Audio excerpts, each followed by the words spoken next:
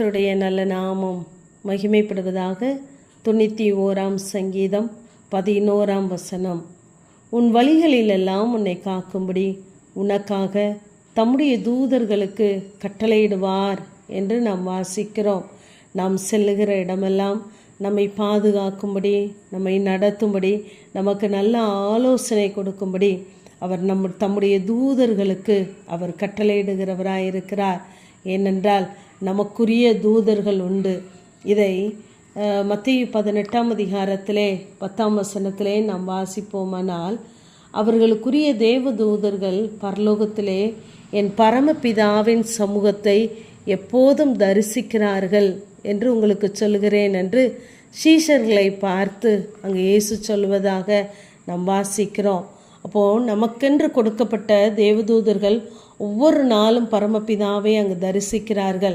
நமக்கு என்ன செய்ய வேண்டும் என்று அங்கு பரமபிதாவினால் எப்பொழுது கட்டளை பிறக்கும் என்று அவர்கள் காத்து கொண்டிருக்கிறார்கள்.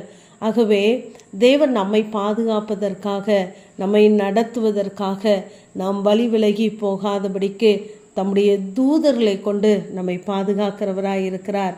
ஆனால் அதே 91 சங்கீதம் 15 பிற்பகுதியிலே சொல்லுகிறார், ஆபத்தில் நானே அவனோடு இருந்து அவனை தப்புவித்து அவனை கனப்படுத்துவேன் என்று சொல்லுகிறார்.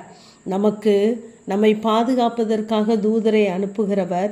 ஆபத்து என்று சொல்லி நாம் தேவனை நோக்கி கூப்பிடுகிற நேரங்களிலே அவரே நமக்கு இறங்கி வந்து நம்மை தப்புவிக்கவும் அவர் போதுமானவராகவே இருக்கிறார். இந்த தேவனை தான் நாம் ஆராதிக்கிறோம். ஆகவே நம்முடைய காரியங்களிலே நம்மை ஆசீர்வதிக்க, நம்மை நடத்த அவர் நமக்காய் கட்டளையிடுகிறவராய் இருக்கிறார். இதை உபாகமம் 28 அதிகாரத்திலே நாம் வாசிப்போமானால், தேவனுடைய கற்பனைகளை, கட்டளைகளை நாம் கை கொள்ளும் பொழுது அவர் கற்றுச் சொல்லுகிறார், உன் களஞ்சியங்களிலும் நீ கையிடும் எல்லா வேலையிலும் உனக்கு ஆசீர்வாதத்தை கட்டளையிடுவார் என்று சொல்லுகிறார். ஆகவே நாம் கையிட்டு செய்கிற எல்லா பிரயாசத்தையும் ஆசீர்வதிக்கிறவர் தேவன்தான். கர்ப்பத்தின் கனி, நிலத்தின் கனியிலே பரிபூர்ண நன்மை உண்டாக கட்டளையிடுவேன் என்று சொல்லுகிறார். சகரியா 10 அதிகாரம் 1 அவரவருக்கு பயிருண்டாக மழையை கட்டளையிடுவாராம். அப்போது நமக்கு என்ன தேவையோ அதை தேவன் நமக்கு கட்டளையிட்டு நமக்கு தருகிறவராகவே இருக்கிறார். ஆகவே நம்முடைய வாழ்க்கையிலே அந்த தேவனுடைய வழிகளை நாம் புரிந்து கொள்ளுகிறவர்களாய் இருக்க வேண்டும். இங்கு ரூத்தை குறித்து நாம் பார்க்கும் பொழுது, போவாஸ் அங்கு கட்டளையிடுகிறார் தன்னுடைய ஊழியர்களை பார்த்து, அவளை யாரும் அதட்டாதிருங்கள் என்று கட்டளையிடுகிறார்.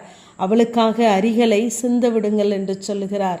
ஏனென்றால் அந்த ரூத்தை குறித்து போவாசுக்கு சொல்லப்பட்டது.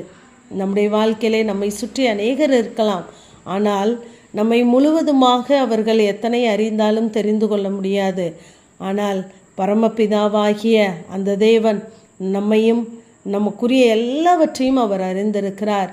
அவர் நம்மை சுற்றி சூழ்ந்திருக்கிறார்.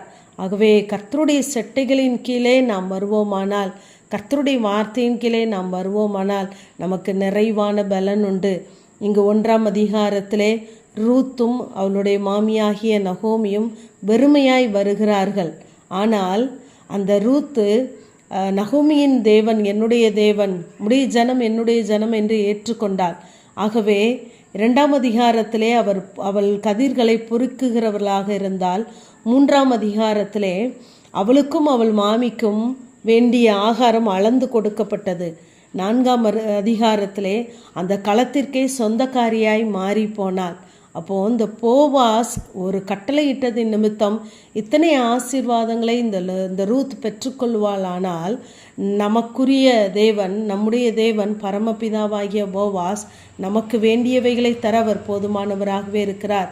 ஆகவே நாம் வேண்டிக்கொள்ள தொடங்கிய போதே கட்டளையை பிறப்பிக்கிற தேவன். தானியேல் பிரியமாய் நடந்தபடியினால் அவன் வேண்டிக்கொள்ள தொடங்கின போதே கட்டளை வெளிப்பட்டது. ஆகவே நம்மை காப்பதற்கு தேவன் நமக்கான தூதர்களுக்கு அவர் கட்டளையிடுவார்.